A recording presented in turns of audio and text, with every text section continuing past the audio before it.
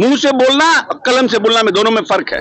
नीतीश कुमार ने न सिर्फ देश में जातीय गणना कराने की वकालत की, बल्कि बंबई के जो इंडिया गठबंधन का जो मीटिंग थी, उसमें जब जदयू ने इसको नेशनल इश्यू बनाने की बात की, तो ममता बनर्जी ने इसका विरोध किया। और उस समय राहुल गांधी सहित लालू प्रसाद यादव और तेजस्वी जी उसी मंच पर थे, लेकिन उन्होंने इस इशू पर जनता दल यूनाइटेड का साथ नहीं दिया। तो आप जो क्रेडिट ले रहे हैं और पटाखा छोड़ रहे हैं, किस बात का? और नीतीश कुमार जब भारतीय जनता पार्टी के साथ आए, जाति जनगणना को लेकर के जो कल फैसला आया है, इस पर श्रेय लेने का अब थोड़ा सा लगता हुआ नजर आ रहा है। नमस्कार, मैं उफल सिंह और आपका स्वागत हो चुका है हमारे चैनल सच टॉक्स में। न पक्ष न विपक्ष, सिर्फ सच। और आज हम मौजूद है जेडीयू कार्यालय में, जहां पर हमारी मुलाकात बिहार सरकार के मंत्री अशोक चौधरी से होती है और आपको सुनाते हैं जाति जनगणना के फैसले को लेकर के क्या कुछ कहते हुए नजर आ रहे हैं अशोक चौधरी। और साथ ही साथ में नेता प्रतिपक्ष ने जो कल पटाखे फोड़े हैं, तो अशोक चौधरी यहाँ क्या कुछ धमाका करते हुए नजर आ रहे हैं, सीधा पहले उनसे सुनिए। क्या लीडर ऑफ द पोजीशन सर्वदलीय बैठक बुलाने के सोच में शामिल थे? पहला प्रश्न। जब प्रधानमंत्री से नीतीश कुमार मिलने गए थे पहली बार, तो क्या वो हमारे साथ सरकार में साझा थे? ये माननीय नेता का पिछले 10 साल का अगर आप भाषण उठाकर देखिएगा, चाहे वो पार्लियामेंट का हो या पब्लिक,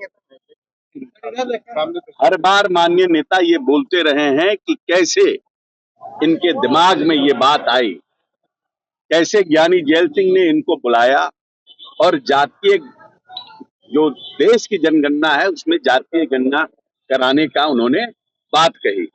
कैसे उस समय उन्होंने समाजवादी नेताओं से मिले, देश के प्रधानमंत्री वीपी सिंह से बात की। वीपी सिंह ने कहा कि बहुत लेट हो गया है, अब इस स्टेज में संभव नहीं है, आगे हम लोग देखेंगे। उसके बाद कांग्रेस की सरकार रही और जब यहां आए तब भी इसकी बात करते रहे। लेकिन क्या जातीय गणना इसके पहले की सरकार ने किया? लेकिन उन्होंने हिम्मत ही नहीं जुटाया, क्योंकि उनके पास पॉलिटिकल विल नहीं था।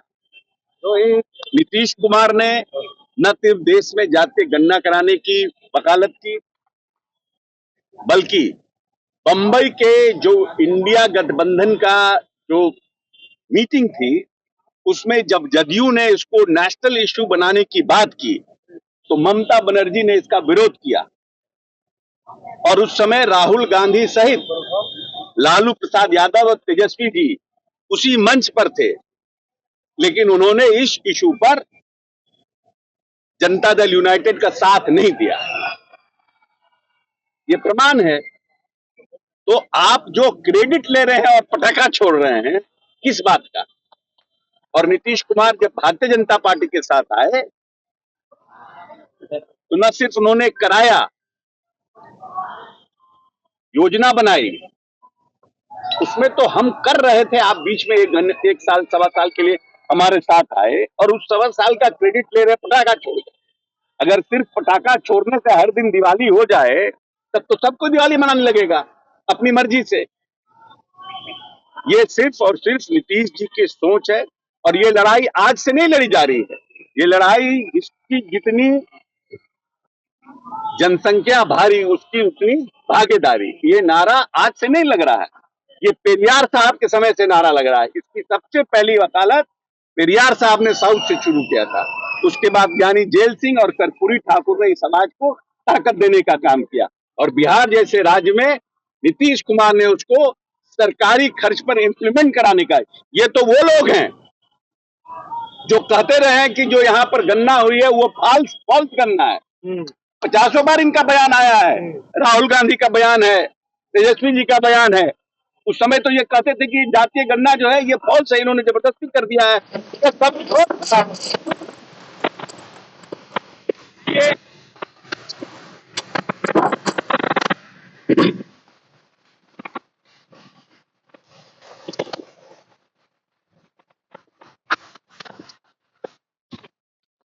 इसीलिए इसीलिए ये पूरी तरह से नीतीश कुमार की आइडियोलॉजी, नीतीश कुमार की सोच, जो बड़ी आबादी है उनको मुख्य धारा में कैसे जोड़े, सरकार नए बजट जब बनाए भविष्य में तो उसमें कैसे इनको इम्पावर्ड करे सामाजिक, आर्थिक और राजनीतिक रूप से, ये उनकी सोच है।